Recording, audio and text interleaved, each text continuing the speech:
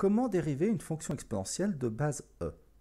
La dérivation des fonctions exponentielles de base e peut être effectuée très facilement à l'aide d'une formule générale.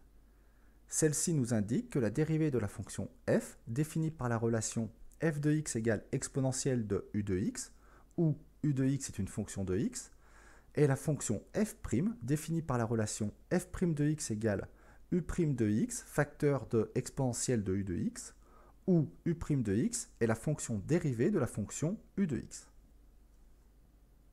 Par exemple, la dérivée de la fonction f, définie par la relation f de x égale exponentielle de 3x au carré plus 2x, est égale à la dérivée de 3x au carré plus 2x, facteur de l'exponentielle de 3x au carré plus 2x, c'est-à-dire 6x plus 2, facteur de exponentielle de 3x au carré plus 2x.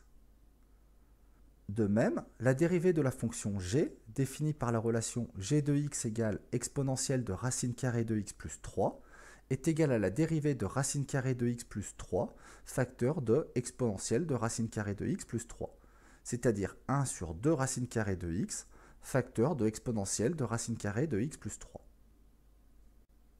Si l'utilisation de cette formule générale nous permet de dériver n'importe quelle fonction exponentielle de base e, intéressons-nous maintenant plus particulièrement à un type de fonction fréquemment rencontré en cours, les fonctions exponentielles de la forme exponentielle de ax plus b, où a et b sont des nombres réels. L'application de la formule générale à ce type de fonction nous indique que leur dérivée nous est donnée par la formule a exponentielle de ax plus b.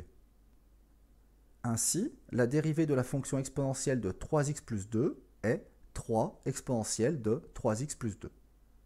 La dérivée de la fonction exponentielle de moins 5x plus 7 est moins 5 exponentielle de moins 5x plus 7. Et la dérivée de la fonction exponentielle de x sur 100 moins 5 est 1 sur 100 exponentielle de x sur 100 moins 5. De la même façon, cette formule nous indique que la dérivée de la fonction exponentielle de x moins 2 est également, même si cela paraît bizarre, la fonction exponentielle de x moins 2. Elle nous indique aussi que la dérivée de la fonction exponentielle de moins x plus 100 est égale à moins exponentielle de moins x plus 100. Pour finir, notons que lorsque les fonctions exponentielles sont combinées à d'autres fonctions, elles suivent alors les règles habituelles de dérivation. Prenons par exemple la fonction u, définie par la relation u de x égale 12, facteur de 1 moins exponentielle de moins x sur 2, forme de fonction très souvent rencontrée lors d'exercices traitant de l'électricité.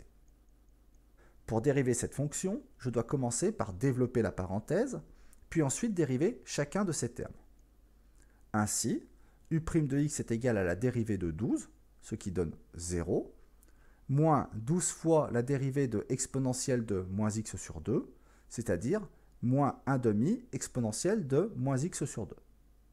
On obtient donc que la dérivée de la fonction u est donnée par la relation u' de x égale 6 exponentielle de moins x sur 2.